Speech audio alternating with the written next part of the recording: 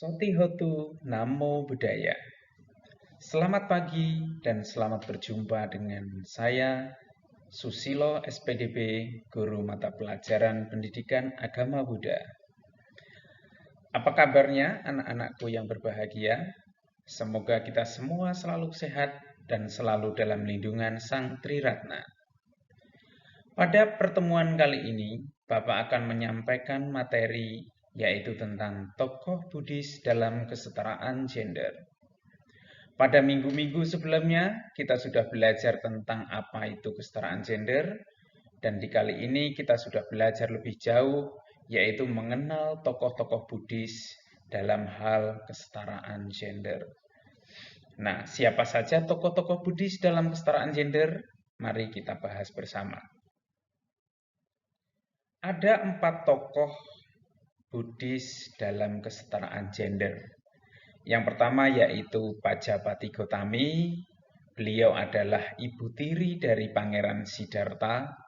Yang kedua adalah Ratu Kema, istri dari Raja Bimbisara, Upalawana, dan Kartini, yaitu pejuang atau pahlawan dari Indonesia yang tentunya kita sudah mengenalnya. Pada materi kali ini, kita hanya akan membatasi terlebih dahulu hanya 2 tokoh Buddhis dalam kesetaraan gender, yaitu Pajapati Gotami dan Ratu Kema. Sebelum Bapak membahas lebih jauh tentang Pajapati Gotami dan Ratu Kema, terlebih dahulu Bapak akan menyampaikan tujuan pembelajaran yang akan kita capai pada pembelajaran kita hari ini. Tujuan pembelajaran kita yang pertama yaitu menunjukkan perilaku religius setelah mempelajari tokoh kesetaraan gender. Yang kedua, menunjukkan sikap rasa bersyukur setelah mempelajari tokoh kesetaraan gender. Yang ketiga, menunjukkan perilaku percaya diri setelah memahami tokoh kesetaraan gender. Yang keempat, menunjukkan perilaku tanggung jawab setelah mempelajari tokoh kesetaraan gender. Yang kelima, mengidentifikasi tokoh kesetaraan gender. Yang keenam, menjelaskan peran Pajapati Gotami sebagai pejuang Sangga Bhikkhuni. Yang ketujuh, menguraikan kisah hidup Pajapati Gotami.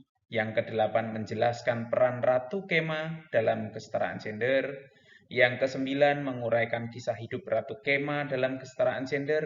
Dan yang ke-10 yaitu membuat skenario cerita tentang kisah Pajapati Gotami menjadi bhikkhuni dan kisah Ratu Kema dengan bahasa sendiri. Itu adalah tujuan pembelajaran yang hendak kita capai. Baik, tanpa berlama-lama, kita langsung saja pada tokoh yang pertama, yaitu Pajapati Gotami, atau yang biasa kita kenal yaitu Mahapajapati Gotami. Pajapati Gotami ini adalah ibu tiri dari Pangeran Siddhartha. Terus ketika Pangeran Siddhartha sudah menjadi Buddha, dan begitu juga ketika suaminya yaitu Raja Suddhodana sudah wafat atau berpulang, Pajapati Gotami memutuskan untuk meninggalkan keduniawian. Ketika Sang Buddha sedang berlanjut di hutan Mahawana tidak jauh dari Wesali, Pajapati Gotami didampingi oleh 500 wanita berlanjut dari Kapilawastu ikut turut serta menyusul Buddha di Wesali.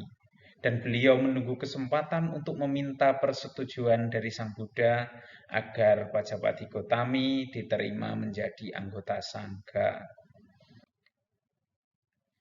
Kemudian ketika mereka melakukan permohonan untuk menjadi bhikkhuni, ternyata Sang Buddha menolak dan meneruskan perjalanannya ke Wesali.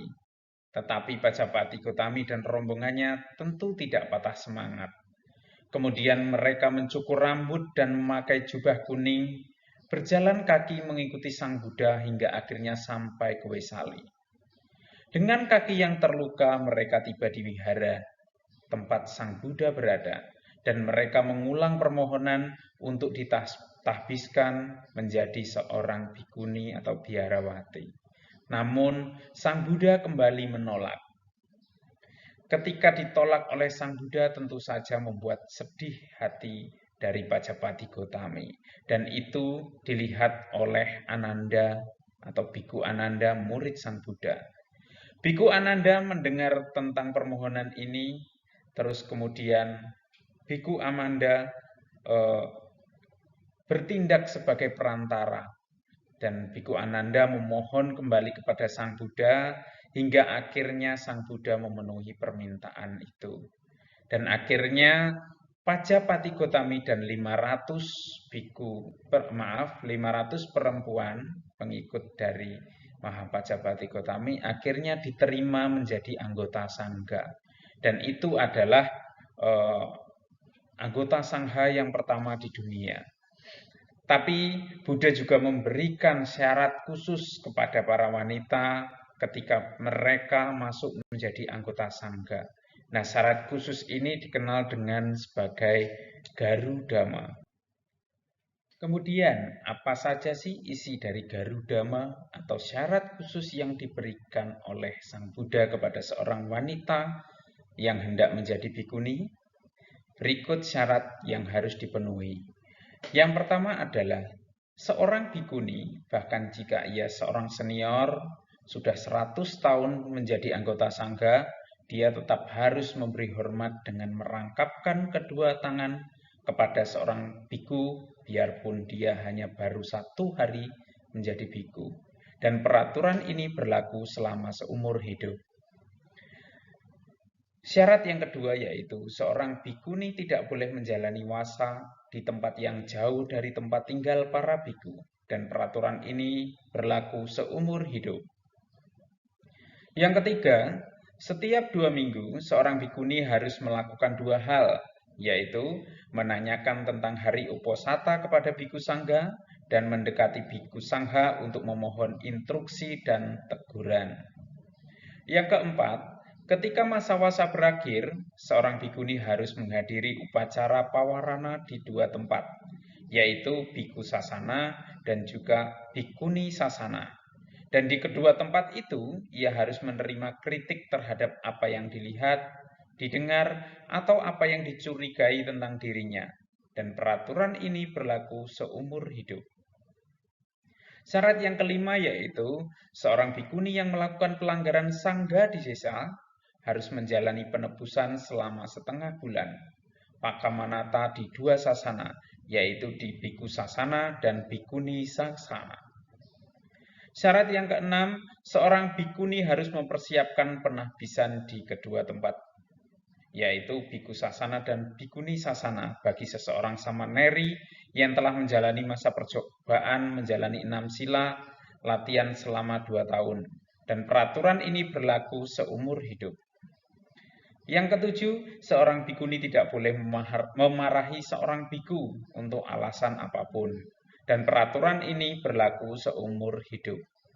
Dan syarat yang terakhir yang harus dipenuhi seorang wanita untuk menjadi seorang bhikkhuni yaitu seorang bhikkhuni dilarang memberikan nasihat atau teguran kepada bhikkhu berlaku sejak hari itu, sejak Buddha menyampaikan. Dan para bhikkhu sebaliknya boleh menasehati bhikkhuni kapan saja jika diperlukan. Dan peraturan ini juga berlaku seumur hidup. Setelah Buddha menyampaikan Garudama atau 8 syarat khusus ini kepada wanita yang hendak menjadi bhikkhuni, pada saat itu disampaikanlah Garudama ini oleh Ananda kepada Mahapajapati Gotami, dan Mahapajapati Gotami beserta para pengikutnya akhirnya menyetujui syarat khusus yang diberikan oleh Sang Buddha ini.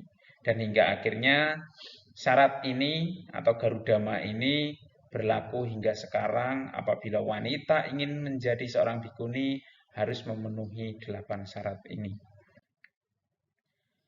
Yang kedua, tokoh Buddhis dalam kesetaraan gender yaitu Ratu Kema. Kita sudah tahu mungkin bahwa Ratu Kema ini adalah permaisuri dari Raja Bimbisara, dan Ratu Kema adalah orang yang sangat mendambakan kecantikan. Ya, jadi Ratu Kema ini sangat memuja-muja kecantikan, di mana kecantikan yang dimilikinya menjadi kebanggaan bagi dirinya. Dan beliau menganggap bahwa tidak ada yang menandingi kecantikan yang dimiliki Ratu Kema. Tentunya dari hal itu Ratu Kema juga memiliki sifat, yaitu beliau itu suka akan keindahan-keindahan, kemewahan, dan hal-hal yang berkaitan dengan itu. Itulah Ratu Kema. Berikut penjelasan mengenai Ratu Kema.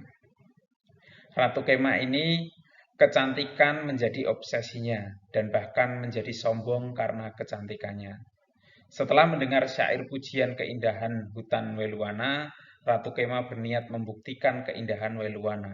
Di sana dia bertemu Sang Buddha yang sedang mengajarkan Dharma. Nah, di sini Ratu Kema awalnya diminta oleh Raja Bimbisara untuk menemui Buddha, karena pada dasarnya Raja Bimbisara itu risih melihat Ratu Kema yang sifatnya obsesi terhadap kecantikan dan sombong dengan kecantikannya.